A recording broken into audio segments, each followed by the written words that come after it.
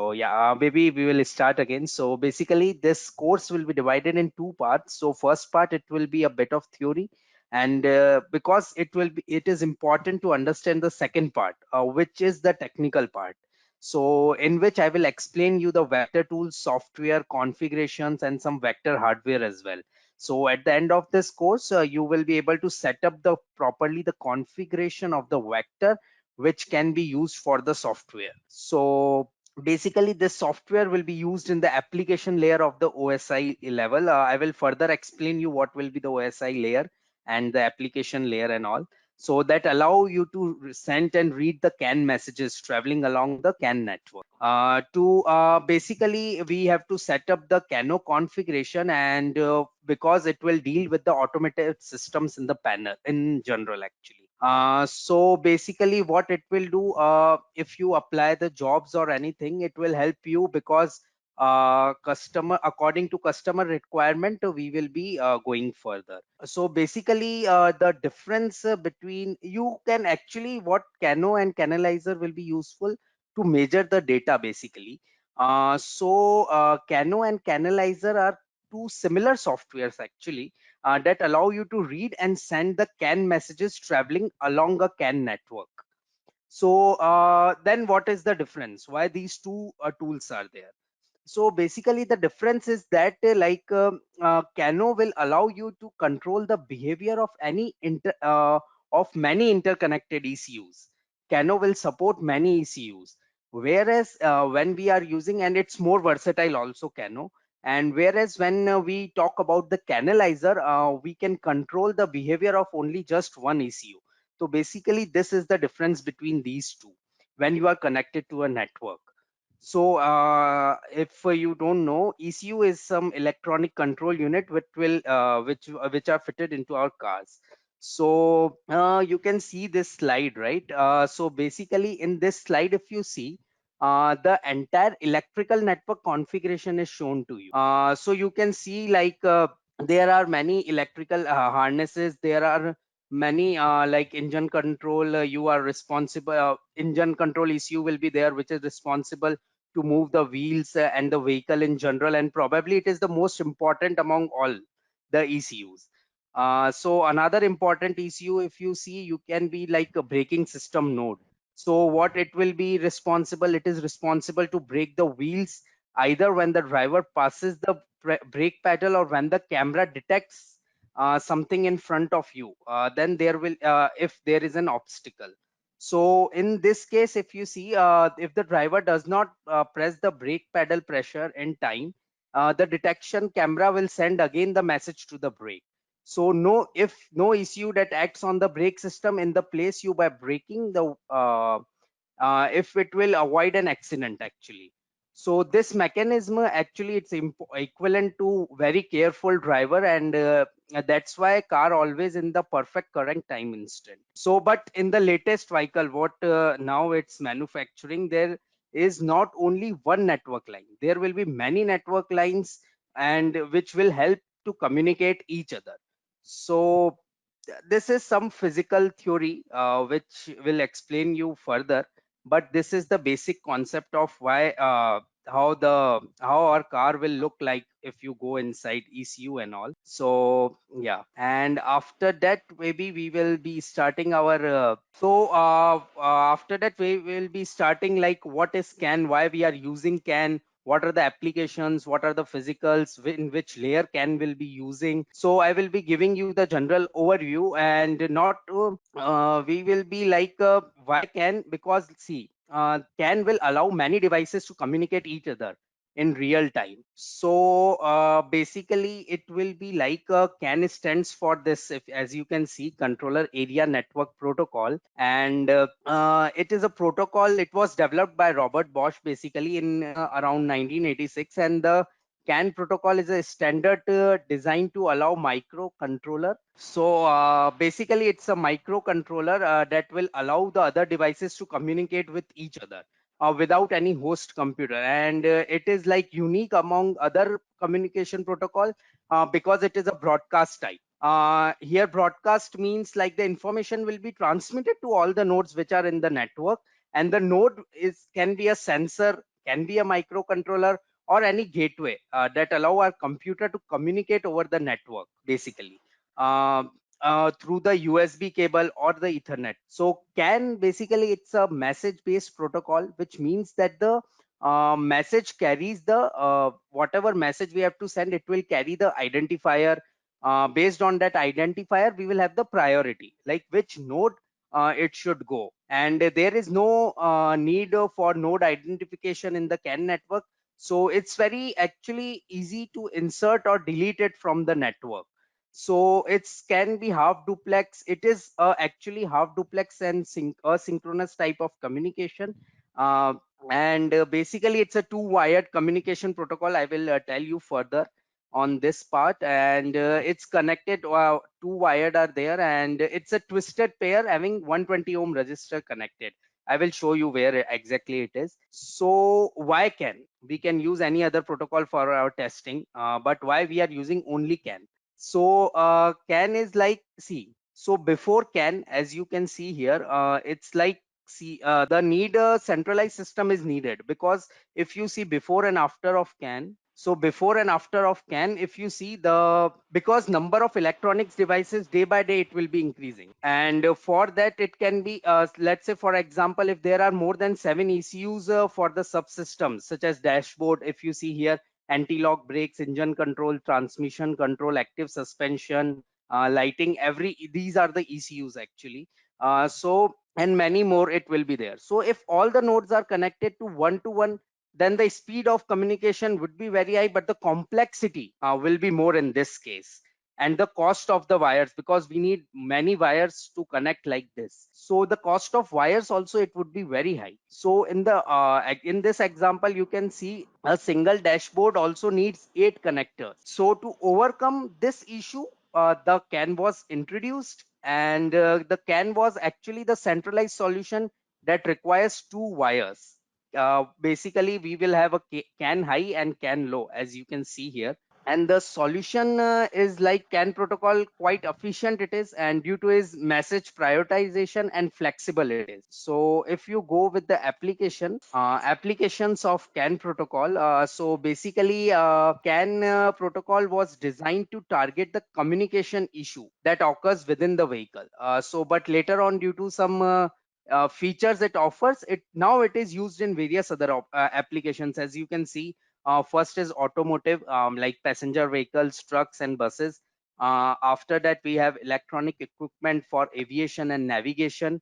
Then we have industrial automation and mechanical control. We can use elevators and escalators. We can use, and even in building automations and in medical instruments and equipments, we are using it. Marine, medical, industrial, everywhere. This CAN protocol is basically used. So this is like a CAN layered architecture. So if you know here, this is our OSI model. It's basically divided into 7 different layers: application, presentation layer, session layer, transport layer, network layer, data link layer, and physical layer. But CAN is a layered architecture which will using 2 layers only. First is data link layer, and second one is physical layer, as you can see here. So let us understand what exactly it is. What is data link layer, and what is physical layer? So data link layer, it's responsible for node to node data transfer. So basically what it will do, it will allow you to establish and terminate the connection. And it is also responsible for detecting and correcting the errors that may occur at the physical layer. Some let's say for example, if you are sending a message and it got failed, so for that detecting and correcting that error, it is useful at physical layer.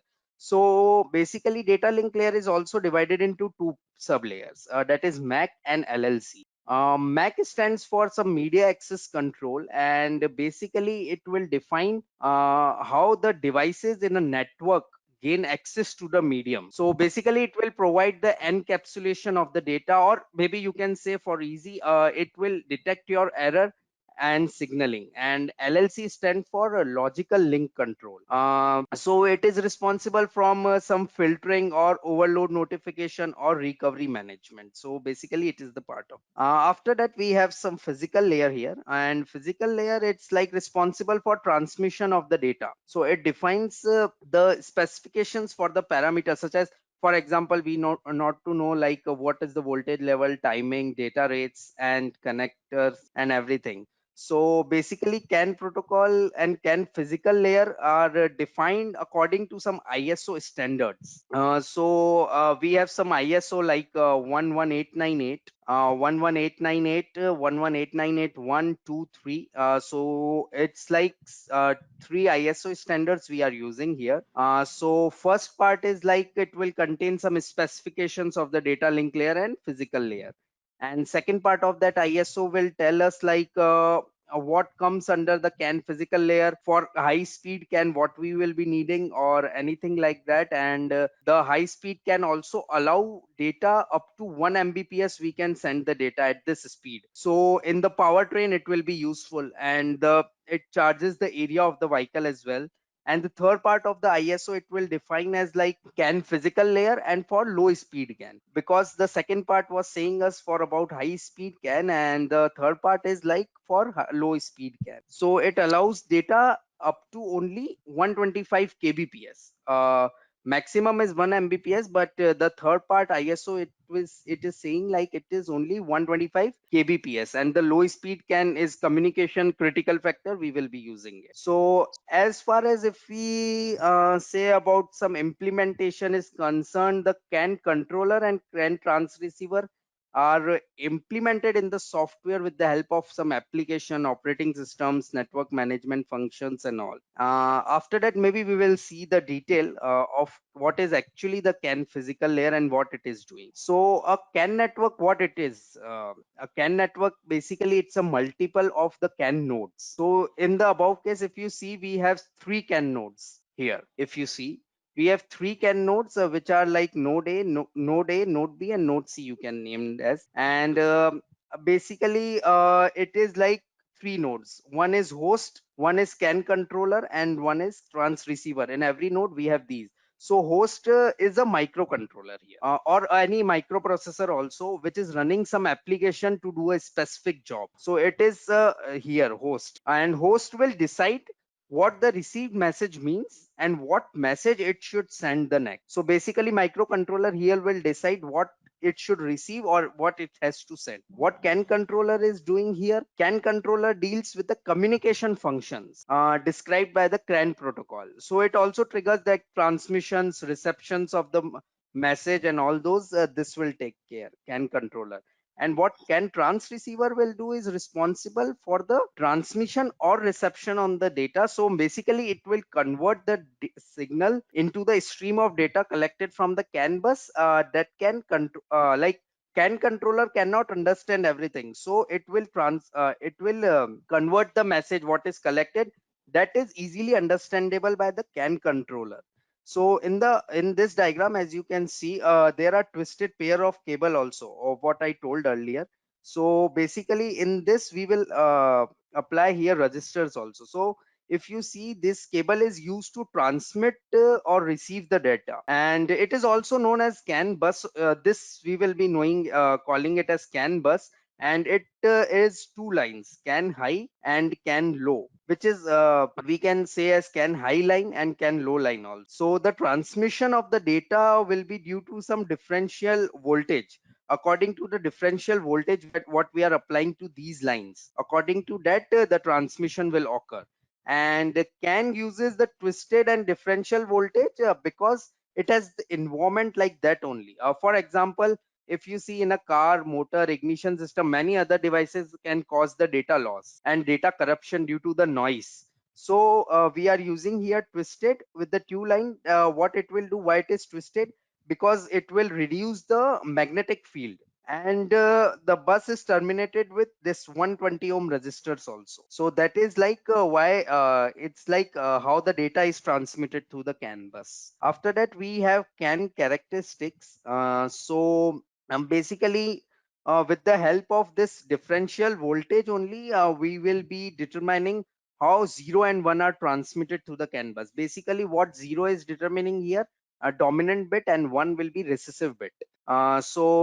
This figure, as you see, it is a voltage graph that show the voltage level of CAN low and CAN high. So basically in logic 1, as I told, it is a recessive, and logic 0, it is a dominant. So when CAN high line and CAN low line are applied with some voltage called 2.5 volt. So if CAN high and CAN low is at 2.5 volt, then the actual voltage will be 0 volt, and the CAN low line is pulled down. CAN low line is pulled down, this one. So to 1.5 volt, and then the bus actual differential voltage will be 2 volt. So it is treated as dominant bit and logic 0 also, you can say. And if the bus is reached to dominant or logic 0, then it is impossible to move the recessive state. So mainly you can say the CAN characteristics is like logic 1, we will call it as recessive state, and to transmit 1 on the CAN bus, both CAN high and CAN low should be applied with 2.5 volt. And if you want the 0, that will be dominant state. So if you transmit 0 on CAN bus, CAN high should be applied at 3.5. This is CAN high. So it should be applied to 3.5, and CAN low should be applied at 1.5. So in this case, it will be going to 0, dominant 0. And the ideal state of the bus, like ideal state is only recessive, that is 1. So if the node, any node, for example, if it reaches to dominant state, it cannot move back to the recessive state by another node. It will be remain at dominant state. So this was the basic of CAN. You both understood until what I told? Yeah, all is fine. Yeah. I have Okay. some background on this, so yeah. So anyways, I will be sharing these also to you. So if you have any doubts, let's say for example, if you read today and if you have any doubts, so after that, how what is like how the data is transmitted, like what is the CAN frame actually. So this is the bus ideal state. So I told you, right, bus ideal state, it will be always recessive. So it's always 1 here, bus ideal state. So after that, we have SOF something here. So SOF is basically the start of the frame. SOF it itself stands for start of frame, which indicate that the new frame is entered in the network, and it is of 1 bit. It is of 1 bit data, and it's like it will tell us like new frame is entering in the network. After that, we have identifier. So we have a standard data format defined under a CAN specification. So basically, it will be like 11-bit message, 11-bit message identifier. It will be like this message sets the priority of the data frame. So it will tell us. Then we have some RTR bit. RTR stands for remote transmission request, which defines the frame type, whether it is a data frame or remote frame. So it is also 1 bit. So it will be like if the RTR is 1, it will be data frame. It is 0 if it will be remote frame. It's like that. After that, we have control field. This is actually a control field. So in it's like first it will be IDE. So IDE is a use, it's a like this bit in a control field. It ID basically it's a identifier extension. So if the dominant bit defines the 11-bit identifier, whereas recessive IDD bit will determine like 25-bit extended identifier. So here we have identifier, what we have discussed. So if this IDE bit, let's say for example, if this IDE bit is dominant, that means 0, then we have this 11-bit identifier. If this IDE bit is 1, that is recessive, then we have 29-bit identifier. After that, we have DLC. DLC stands for data length code, which will define like how much data. So it will be of 4 byte. Then we have data field. So data field can contain the data up to 8 bytes, as CAN is supported only 8 bytes of data. After that, we will be moving to CANavity, more thing. And after that, we have some CRC sequence here, CRC field. So basically the CRC field is like the cyclic check redundancy, we will call it as, and it will be of 15-bit, which is used to detect the corruption if it occurs during the transmission time. Let's say for example, the sender will send the data, compute the CRC before sending the data. So if I am sending some data, I will compute some calculations will be there. So I will compute that CRC before sending the frame, and the receiver will also compute on his side, uh, and he will also calculate some CRC, and then it will compare. So what I have calculated and what he have calculated, if it is same or not. If it will not match, then the receiver will generate the error in this case. So it is like that, this CRC field. And after that, we have some acknowledgement field. So acknowledgement field, it's like the receiver's acknowledgement. So in other protocols, if you see, a separate packet for acknowledgement is sent after receiving all the packets of data. But in this CAN protocol, we have no separate packet for acknowledgement. It's like here only we will get to know. And after that, we will have end of frame. So end of frame, it's like it will contain some 7 consecutive recessive bits. So let's say I'm sending some data, and when the receiver got the data and it has 7 consecutive recessive bits, like once, then it will got to know like data is ended.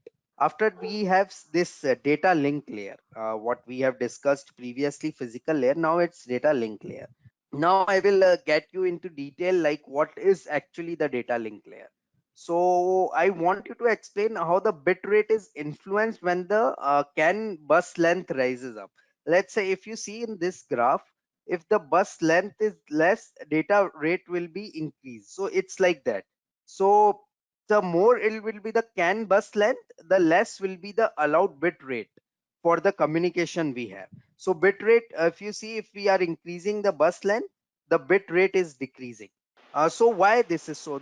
It is because as we all know, we are dealing with some electronic based communication systems. So there can be many phenomena that disturbs the communication. So for example, if you know reflection phenomenon, it's an electronic interface with other electronic signals around the physical environment, which where the harness is placed. So the range of the CAN length in which the bit rate has a value of 100 kbps is fine for the vehicle actually. For our vehicles, it is like 100 kbps, it's fine maximum. So we can have less than 40 meter of length of the this CAN bus is fine. But what it will be if the industrial applications we are using? So there anyways we require more wiring harness, less more than maybe 1 kilometer. So let's have a look into data link layer.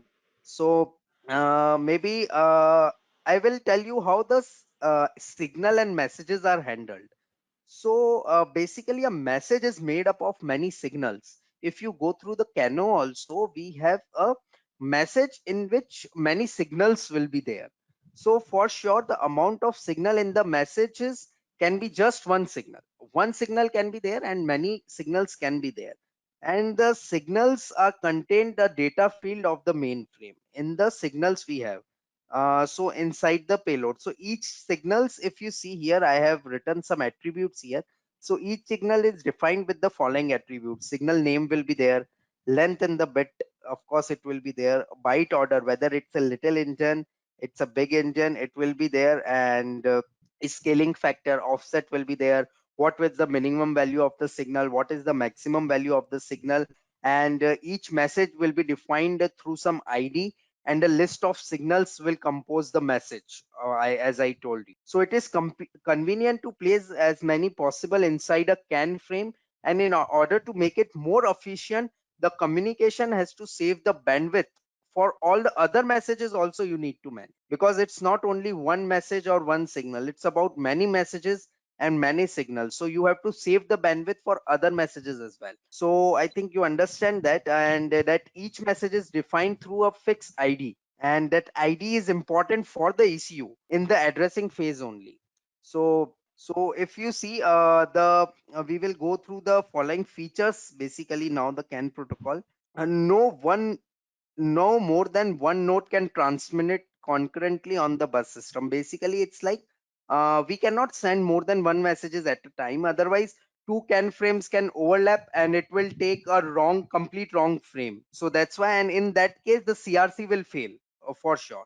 and the receiving node discard the correspondent message. So that's why it is written each node works as a receiver and transmitter concurrently. Next part, it will be like all the nodes on the bus system read the current messages what we are sending from the identifier, and it will decide like whether the message is relevant for them or not by means of mechanism that we will learn during actually this session. We will make some practical example also during understand the mechanism.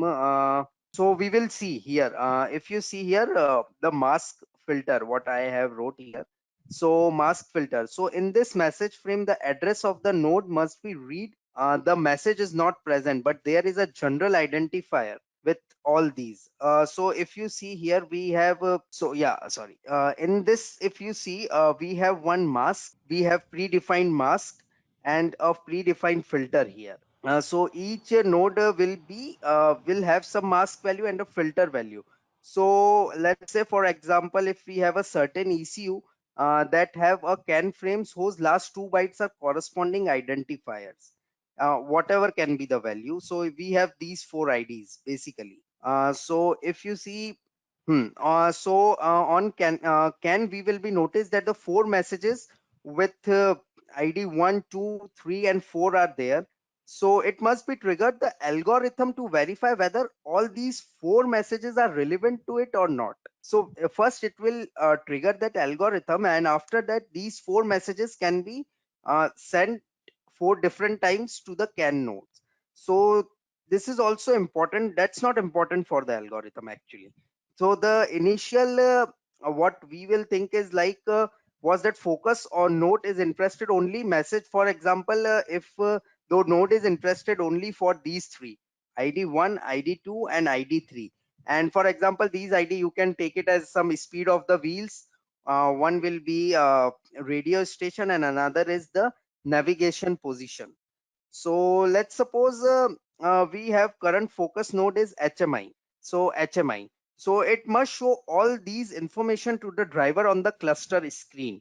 But the fourth ID, we don't care. For example, it is the position of the passenger window. So we don't care about that passenger of the window. But we are caring about these speed of wheels, radio station, and the navigation position. HMI is not interested for the fourth position. So ID4 will automatically get discarded, but we must apply the mask filter.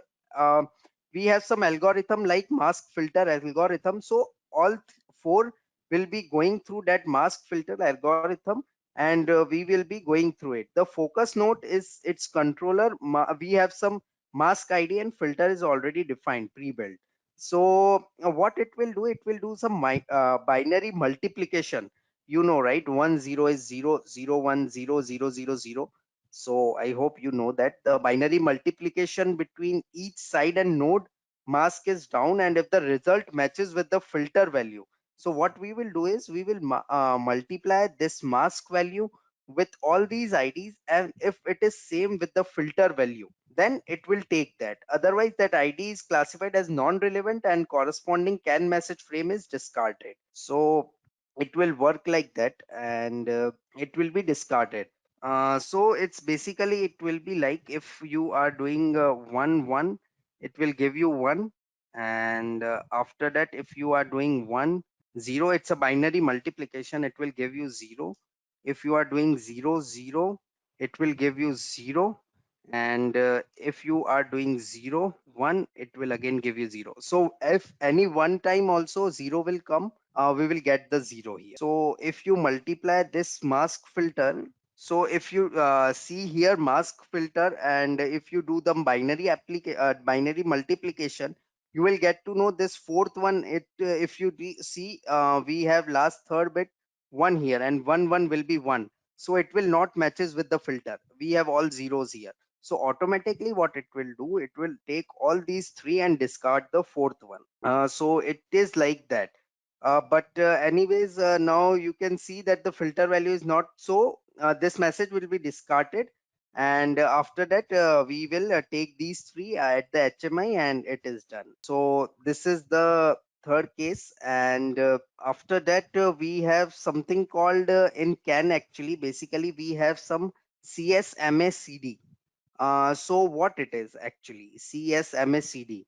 So CSMA CD is a carrier sense multiple access and collision detection. It's a method actually that will widely used in early technologies in LANs, and there they will be using it. And it is a bus topology on each node where connected by cables.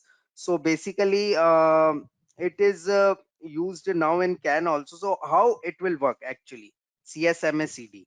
So in the step one, what we will be doing it, check if the sender is ready for transmitting the data packet. Second step would be check if the transmission link is idle or not. Third, if because see, sender has to keep checking if the transmission is link, like bus is idle or not. So for this, it will continuously sense that bus from the other nodes. Sender sends dummy data also on the link. If it does not receive any collision signal, this means that the link is idle, that the bus is idle at the moment, and it will sense that.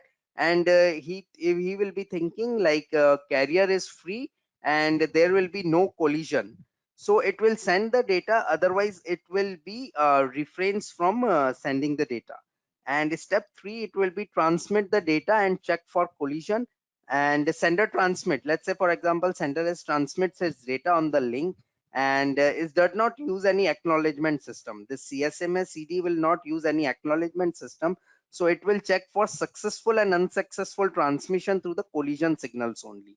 So during transmission, if a collision signal is received by the node, so basically the transmission will be stopped, and the station then transmit a jam signal into the link basically, and waits for the random time intervals before it will resend again the frame. So after some random time, it again attempts to transfer the data and repeats the above process. So for example, if you are sending the data, it will first send the dummy frame. It will check again whether the bus is free. If the dummy's frame is not colliding, it will send the data, the original data. If it is colliding, collision signal will be there. If it is raising, then we will have, the sender will not send basically. So if you see here on the screen, I have one example node 1, node 2, and node 3 is there. So if you see, these three are sending out to the start of frame. So if you see, we have a dominant bit in the start of frame, so all three are sending the dominant bit. After that, if you will see, 10th and 9th both are recessive bits. So this is actually the bus, and these three nodes are trying to send the data on the bus. If you see here, okay, till this, if you will see till 8th bit, it's all are dominant only. So till this it will send. Now in node 1, if you see, it's a recessive, and it's a recessive and also it's a recessive, so it will be send. But if you see the sixth bit here, it is recessive, but both of them is dominant. So what it will do, it will do the logical and 1 and 0, as I shown you. 1 0 will be 0, so every time the dominant will win the bus. So out of these two, now this is like, it will be in listen only mode. Now it cannot send the data because we have the nodes which are dominant bits are present, so lower the number, higher will be the priority. So this is the case, so that's why we have 0. So out of these two, now who will win the bus, we will see. So as you can see, the node 2 is winning the bus, because if you see in node 3 also, it's a recessive bit only, so it will go to listen only, and it will have then control and data feed. So basically it's like that. This is like CSMS. So lower the number, higher will be the priority. So this is the case, and now I will tell you about what are the errors in can frame. Like if you are sending some data, and you are facing any errors in, like we have certain types of errors also in the can bus. So what we have, like first is like can bit stuffing.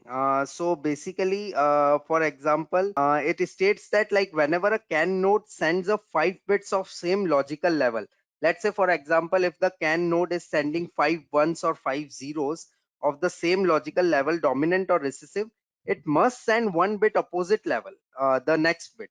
Like that, 5 bits of same level, then sixth will be automatically inverted.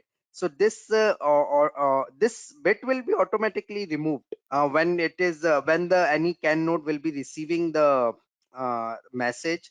But this helps to ensure the continuous synchronization of the network. So basically we have five types of errors: bit error, bit error, stuff error, foam error, CRC error, and acknowledgement error. So I will explain you in detail what exactly it is. So basically bit error is like when the bit is received and is not the same bit as the bit was transmitted by the sender. Let's say I'm sending you one and you are getting in between, something happened and it got in the dominant. Let's say it got 0. So every node that received the data read it from bit by bit from the bus and compares the transmitted bit value with the received. So the bit is transmitted and the bit received are not the same. Then we will have the bit error. Then we have a stuff error. So basically bit stuffing, as I told you, it's a process. If more than 5 consecutive bits are of same level, then we will have a stuff error on the bus. Then we will have a foam error. So basically this refers to a fixed form of field. Let's say for example, we have like for every check we have like send CRC acknowledgement end of frame. We have a fixed frame format of that, and it has to be recessive bits only. And if any dominant will automatically, if dominant bit comes in between, let's say if you see here we have some acknowledgement field end of frame, so it's like fixed, like recessive bits will be there. If any dominant will be bit will be there, then it will be a foam error. Then we have a CRC error. So basically the transmitting node will send a 15-bit CRC value on the bus. As I told you in the starting only, like CRC sequence we will be checking, and whatever the sender is calculating and the receiver is calculating the CRC, if it is different, then we will have the CRC error. Then we will have a acknowledgement error. The last is acknowledgement error. So the acknowledgement bit is defined as recessive always, and the reply from the receiver is always the 0. But in any case, if the transmitter will not receive any dominant, if any acknowledgement bit is not raised, then it will be termed as acknowledgement error. And basically we have some error states also in CAN. We have error active, error passive, and buzz off. So error active, it's like if a node is sending starts error active mode, so CAN controller will assume like it's a normal error active. So basically we have two counters, transmit error counter and receive error counter.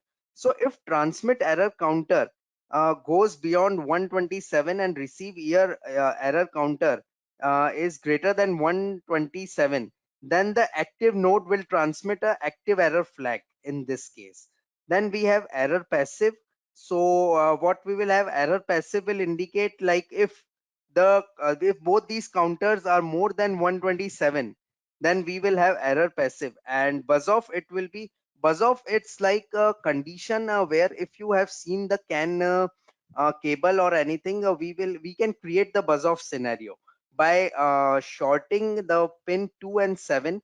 If we will short that, CAN will automatically stops, and the node, whoever is the sender or whichever the node, it will go to buzz off and it will automatically remove from the bus. So these are the CAN errors basically. So these are the thing which I need to explain you today. The basically the CAN which I have explained you. Whatever the basic is needed to understand the vector tools, how we will configure the nodes. So basically these all things are important what I told you today. So what you can do is you can I will share you these slides also, and you can go through it once. If you are facing any doubts, you can come back to me, not a problem, and I will be available. You can ping me. I will, whenever I will get time, I will check and I will reply you on WhatsApp also. It's fine for me. So if you have any doubts still here, you can ask. So if you see here, for example, if I have two IDs, 654, sorry, 445. So out of these two, if they are sending anything on the bus, which will win the bus? So basically 445 will win the bus, as lower the number, higher will be the priority. If for example, if let's say if you are getting in binaries, so 10111011110, this is the number. And if you consider another one, 101111111 and 1 and 0. So here the case, it will check from here. First bit is 1. Okay, it's fine. Second bit is 0. It's fine. Till here it will check. Okay, it's fine. And whenever it will get 0 here, so this will win the bus. It will get the, and it will be in listen only mode, as I shown you here. If you go here, yeah.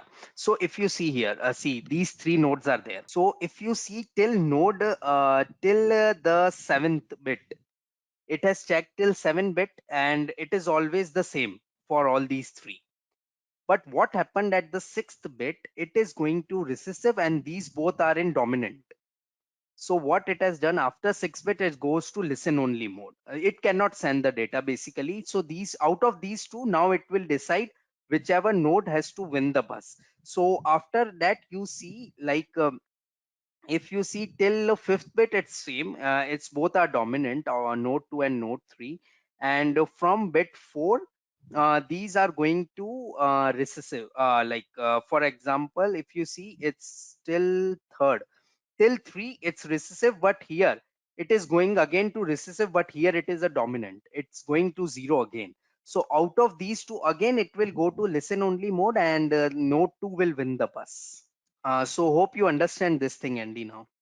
Somehow, yeah. As I will watch again, I should be able to get it. Maybe, yeah, you just watch this slide again. I will share you, and then if you have doubts, you can come back. Okay, you say on the third bit, on the for node number 2 and number 3, on the third bit, node number 2 is still active. That's mean 1, and both Yeah, of them the remain. recessive. Yeah. And And then node see 3 here, remains, and then node 2 goes to 0, and then 0 lower get the priority of the message, priority, and then and it send will the signal. send the data, and Yeah. this will Okay. come back for the just listen only. Correct. Listen. What your Okay. understanding is correct. Fine. Good. Okay, that makes sense. All right. Thank you. Yeah. When it comes to software, are you going to support like for CANoe and CANalyzer Yeah, to be I will, installed in our? So maybe I will list down for tomorrow's topic as well.